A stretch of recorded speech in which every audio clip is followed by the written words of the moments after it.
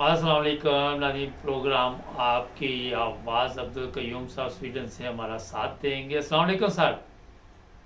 जी वालेकुम सलाम जी मुबारक साहब। सर ये बताइए कि आज जो पाकिस्तान में हालात आप देख रहे हैं, जो निगरान वज़ीर आज़म या वज़ीर आला होता है वो तो 3 माह के लिए होता है।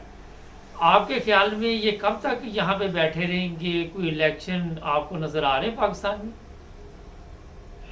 मुबारक साहब, ये बड़ा ज़बरदस्त पॉइंट आपने उठाया। मैं अभी थोड़ी देर पहले ये सोच रहा था कि देखें, ये लोग 3 महीने के लिए आए थे। एक इलेक्शन कमिश्नर को, वो शख्स जो बागी है पहले दिन से, उसके खिलाफ तो दयानतदारी की बात है कि आर्टिकल 6 लगना चाहिए हम्म। उसका, और उसका जो कमिश्नर, उसका जो सेक्रेटरी है। बाकी रहेगी ये जो सूबाई हुकूमतें आई थी, ये आइन के तहत 3 महीने के लिए आई थी, हम्म। और आज साल हो गया बैठी हुई हैं। ये गवर्नर दोनों सूबों के, और दोनों सूबों के जो चीफ मिनिस्टर, इनके खिलाफ आर्टिकल 6 लगना चाहिए। हम्म। क्योंकि ये वो लोग हैं जो बड़ी प्लानिंग करके इनको वहां बैठाया गया, और एक एक जर्नलिस्ट चीफ मिनिस्टर बना हुआ है। ये पाकिस्तान है। हम्म। एक गवर्नर जिसका कैरियर देखें, वो ब्लैक स्पॉटेड कैरियर है, और वो गवर्नर बना हुआ है। इसी तरह सरहद में देखें कौन लोग गवर्नर और चीफ मिनिस्टर बनाए गए हैं। इनके खिलाफ आर्टिकल 6 लगना चाहिए। ये वो अभी आपके जो वकील है, यकीन करें कि उनके अंदर ये दिमाग में आना चाहिए कि ये कौन लोग थे जब इलेक्शन कमिश्नर कानून को नहीं मान रहा। आपके बहुत सारे और लोगों ने चीफ जस्टिस के फैसलों को नहीं माना। उनके ऊपर आर्टिकल 6 लगना चाहिए। जितने इसकी हुकूमत के मेंबर थे या पार्लियामेंट के लोग जिन्होंने वोट दिया था कि हम नहीं चीफ मिनिस्टर के फैसले, चीफ जज के फैसले को नहीं मानते, उनको आर्टिकल 6 लगना चाहिए। किस लोगों ने बोला था मेरे पास बंदे नहीं है सिक्योरिटी के लिए, उसके खिलाफ आर्टिकल 6 लगना चाहिए। जिन्होंने बोला कि हमारे पास पैसे नहीं है पाकिस्तान के, जब एक जहाज एक बंदे को लंदन से लाता है कि वो एक एक एक ऐसा शख्स जो दुनिया का करप्ट आदमी था, और वो मिनिस्टर ऑफ फाइनेंस उसको बुलाता है, वापस बना के भेजते हैं, वो करोड़ों रुपए लगते हैं वहां पे एक जहाज के ऊपर। और chief justice of Pakistan decision देता है कि आइन के तहत 90 दिन के अंदर इलेक्शन होने चाहिए, इलेक्शन कराओ। सब ने बोला नहीं। अभी एक ऐसा वक्त आ रहा है मुबारक साहब कि मैं ऐसे देख रहा हूं, कुदरत बड़ी ताकत वाली है। जैसे हमने बहुत दफा बात की है, हर चीज एन एंड के ऊपर जब आदमी सोचता है मैं मर जाऊंगा, खत्म हो जाऊंगा, मेरे पास कोई अभी अभी क्या होगा, तो कुदरत इन्वॉल्व होती है। हम्म। इसी तरह इस्लाम की हिस्ट्री है। जब भी कहीं अंबिया फंसे एंड के ऊपर, जब उनको देखा कि कोई राह नहीं है, तो कुदरत इन्वॉल्व होगी।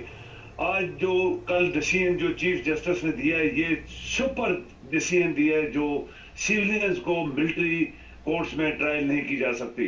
इसके बाद आप देखें, ये 9 मई वाला भी वाकया जो बनाया गया था, ये भी आने वाला है। इसके बाद ये जो वजीर आजम जिस केस में अंदर किया गया, वो तो आप यकीन करें कि अगर दयानतदारी से मुकदमा आप चलाएं तो एक दिन का केस है। ना तो वो टॉप सीक्रेट लेटर था, ना वो सीक्रेट लेटर था। वो एक आम लेटर, एक आम मैसेज था, मीटिंग थी एक आम सफीर की किसी उनके अंडर सेक्रेटरी से, और वो मैसेज कन्वे किया गया था वजीर आजम के लिए कि ये इस तरह की चीजें यहाँ के लोग बातें कर रहे हैं। उसको टॉप सीक्रेट से ऊपर बना के एक एक वजीर आजम को अंदर किया गया। दूसरे वजीर आजम जो करप्ट तरीन इंसान था, 3 दफा उसको करप्शन पे निकाला गया। ये पाकिस्तान का रिकॉर्ड है, और उसको शाही खानदान का एक फर्ज समझ के उसको उसके गुनाह धोए गए। उसका मुंह काले के ऊपर सोने का पानी लगाया गया, और उसको पाकिस्तान बुला के वजीर आजम बनाया जा रहा है। ये दुनिया में नहीं होता, और मेरे ख्याल में पाकिस्तानी कौम कभी एक्सेप्ट नहीं करेगी। चीफ जस्टिस, अभी जजेस जो बैठे हैं, इसको एक्सेप्ट नहीं करेंगे। मुबारक साहब, ये आप नोट कर लें, इसको एक्सेप्ट नहीं करेंगे। ये जिस सजा का मुस्तहिक था उसको मिलेगी, और इमरान इंशाल्लाह चूंकि बेकसूर है वो वापस आएगा। ये इंशाल्लाह मेरी मेरे मेरे दिल की बात है, और अल्लाह ताला हमारी मदद करेगा। सर ये बताइए, 2 सवाल हैं, ज़रा मुझसे जवाब दीजिएगा क्योंकि प्रोग्राम वरना ख़त्म हो जाता है। एक तो ये है कि जी कल चीफ जस्टिस ने एक बड़ा जी अहम फैसला दिया। इसमें एक सवाल है कि आर्मी अपने आप को कोई अलहदा समझती है कि वो कानून के मतहत नहीं आती, आर्मी की किसी बिल्डिंग को अगर नुकसान पहुंचता तो वो पाकिस्तान से बाहर है या वो पाकिस्तान से ख़ास है कि उसके लिए अलहदा अदालतों में, फौजी अदालतों में केस चले? ये क्या वजह है कि हमारा जो सिस्टम डबल चल रहा है, इसकी क्या वजह है? उसकी वजह यही है कि ये आपके जो करप्ट सियासतदान थे, ये ये जो बंदा है, इसकी हिस्ट्री आप पढ़े मुबारक साहब। ये जो ये नवाज बड़ा डाकू है, ये 30-40 साल पंजाब और सेंट्रल गवर्नमेंट मुल्क को लूटते रहे। ये इनकी पैदावार है सारी। ये आर्मी के साथ मिल के हुकूमतें करते रहे और आर्मी के जर्नैलों को इन्होंने हवा दी और आसमान में उड़ाया और आइन को पामाल किया। अभी ये हो नहीं सकता, दुनिया में नहीं हो सकता। आप देखेंगे, मैं एक मिसाल आपको देता हूँ। आप ये 9 मई वाला, आपकी पुलिस हट गई, फौज हट गई, तमाम सिक्योरिटी अदारे हट के उनको अंदर जाने दिया गया। हमें क्या पता किसने अंदर जाके आग लगाई, कौन था जो ये सब कुछ कर रहा था। अगर अदारे सामने आ जाते तो ये कभी भी ना जाते। आपके बॉर्डरों के ऊपर फौज पड़ी हुई है। अगर आज फौजें हटा ली जाएं और किसी मुल्क का बोले कि अटैक करो, तो वो पूरा पाकिस्तान एक दिन में कब्जे में मकबूज हो जाएगा, कब्जा हो जाएगा। इसी तरह 9 मई का वाकया था कि जब आपकी सिक्योरिटी अदारे हट गए और जानबूझ के हटे, प्लानिंग के तहत हटे। ये जो नाग है, इनकी पार्टी का मूंछों वाला नाग जो था, वो सना जो है, ये उसने एक दफा बयान भी दिया था कि हमने खुद फंसाया इनको। तो ये फंसाने का यही मतलब था कि या तू रहेगा या हम रहेंगे। उसने हकीकत करके दिखाई है और ये वेल प्लान तरीके से हुआ था। चीफ जस्टिस को नोटिस लेना चाहिए 9 मई के ऊपर भी। मेरे ख्याल में हमारे वकील बड़े अच्छे तरीके से लड़ रहे हैं, दयानतदारी से लड़ रहे हैं, पाकिस्तान के लिए, मुल्क के लिए और सच्चाई के लिए। अगर ये मुकदमा भी अदालत चीफ जस्टिस के पास चला जाए तो आप देखें 2 दिनों में फारग हो जाएंगे। सबसे पहला सवाल होना चाहिए कि तुम्हारे सिक्योरिटी अदारे किधर थे, किधर पुलिस थी जिसने रोका नहीं? वो पुलिस जो डंडे मार, पत्थर मार, उनके मुंह जख्मी बच्चों को, औरतों को उन्होंने मारा था इस्लामाबाद, लाहौर, वो किधर थी?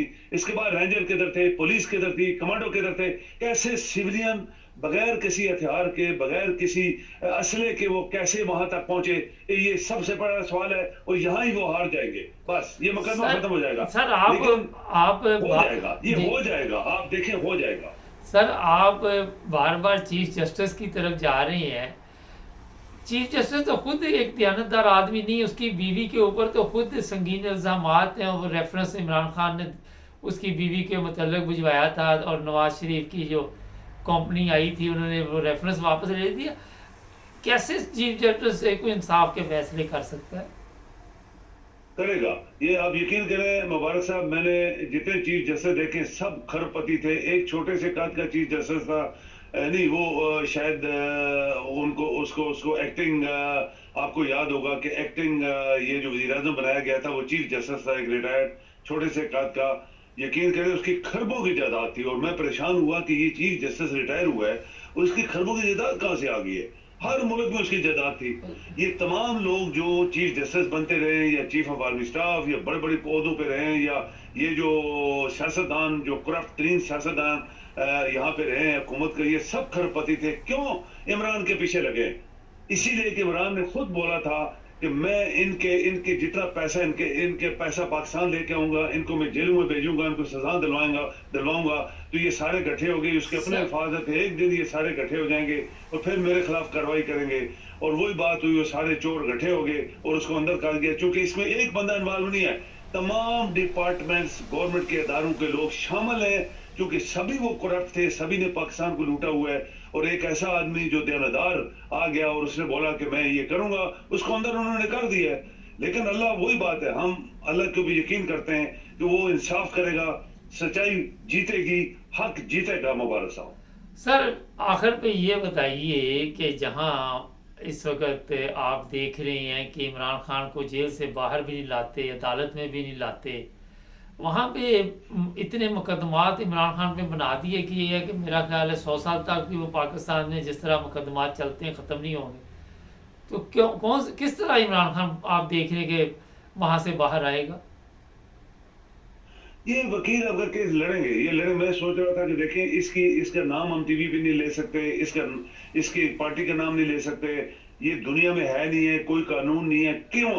वजह क्या? इसने पाकिस्तान के खरबों पे लूटे हैं? क्या इसने पाकिस्तान में जो दुनिया कत्ल कराई गई सियासी कारिंदों को, लोगों को, इसने मरवाया था? क्या ईस्ट पाकिस्तान जो फॉल हुआ था इसने करवाया था? क्या पाकिस्तान में आज तक जो पाकिस्तान उठ नहीं सका और एक पैसा नहीं उसके पास, क्या इमरान ने करवाया था? जब सब चीजें हुई और वो शख्स जो खरबुन पे खा के, जिनको शाही सर नुमाइंदा समझ के और बुला के उसका मुंह धोया गया, क्या उस शख्स को, उसका नाम तो लिया जा रहा है, उसको तो गार्ड भी दी जा रही है, उसको तो सिक्योरिटी भी दे दी गई है, उसको तो बुला के जहाज और हेलीकॉप्टरों पे और बाहर जैसे जुलूस करवाए जा रहे हैं, तो इमरान ने कौन सा कसूर किया है? ये वकील आपका केस लड़ना चाहिए उनको। सर वकील जो है आपके लड़े, एक ही दिन में चीफ जस्टिस, यही चीफ जस्टिस उसको नल एंड वाइट करेगा और ये बिल्कुल इमरान जो है उसी तरह टीवी के ऊपर आएगा जिस तरह बाकी लोग आ रहे हैं। बहुत शुक्रिया सर। जी थैंक यू। नहीं सर अपने ख्यालात का इजहार कर रहे थे, मगर मैं आपको सीधी बात बता दूं, वकील जो मर्जी करते रहे। कल इत्तेजाज हसन ने बड़ी ज़बरदस्त बात की कि वो आते नहीं होते थे कि हाथ डाल के कहते थे कि सांप निकालूं, तो वो हाथ डाला तो बाहर निकला, तो कहा साइफर निकल आया। इसी तरह ये मुकदमा बाहर निकलते रहेंगे। बहरहाल अच्छे ख्याल आते हैं सर के, मगर मेरा ख्याल है कि इतना आसान नहीं है। जिन लोगों ने इतना बड़ा घेरा तंग किया वो इतनी आसानी से वो घेरा खोलेंगे नहीं। हमारे चैनल को सब्सक्राइब करें, अभी थोड़ी देर तक आ रहा है प्रोग्राम आज मुबारक के साथ, उसमें भी मज़ीद सूरत हाल आपको बताएंगे। जुड़े रहें हमारे साथ।